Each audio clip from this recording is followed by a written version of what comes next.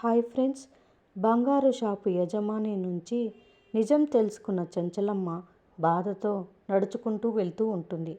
అలా వెళ్తూ ఉన్న చెంచలమ్మ దగ్గరకు సింధూర వచ్చి, అత్తమ్మ, మీరు ఇలా నడుచుకుంటూ వెళ్తున్నారేంటి అత్తమ్మ? నా భర్త ఎలాంటి తప్పు చేయలేదు అత్తమ్మ, దీనికి సంబంధించిన సాక్ష్యాలు దీనిలో ఉన్నాయి అని ఫోన్ చూపిస్తుంది సింధూర. అత్తమ్మ చూడండి, అత్తమ్మ చూడండి అత్తమ్మ అంటూ ఉంటుంది సింధూర.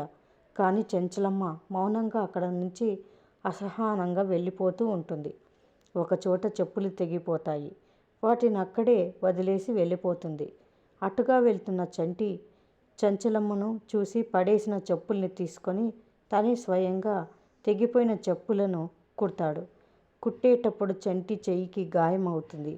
అవి ఏవి పట్టించుకోకుండా చెంచలమ్మ చెప్పులు కుట్టి చెంచలమ్మ దగ్గరికి తీసుకెళ్తాడు.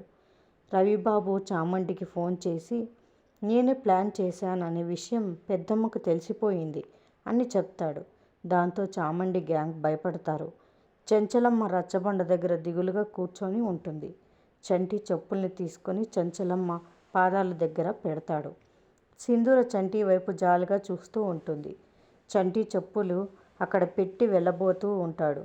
చెంచలమ్మ చంటి అని ఆప్యాయంగా పిలుస్తుంది. చెంచలమ్మ అలా పిలిచేసరికి చంటి చెంచలమ్మ వైపు ఆశ్చర్యంగా చూస్తాడు. చెంచలమ్మ బసవాని కొరడా తీసుకురమ్మని చెప్తుంది. దాంతో బసవ కొరడా తీసుకొని వస్తాడు. మరిన్ని అప్డేట్స్ కోసం ప్లీజ్ సబ్స్క్రైబ్ చేయండి. Thanks for watching.